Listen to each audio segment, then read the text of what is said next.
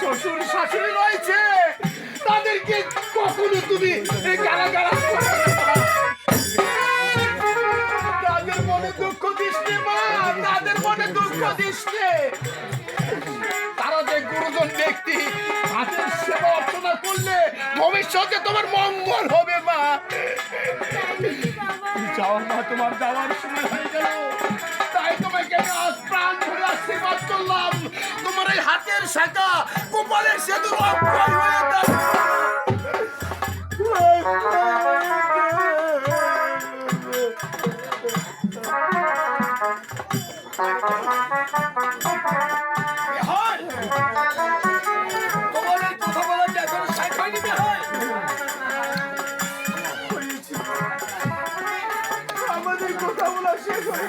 তবে আর বিলম্ব করিতে হয়? আর বিলম্ব কেন? আমাদের এই মধ্যে বিদা করে দাও, আমি এখনই আমার ওই দেশে চলে যাবো।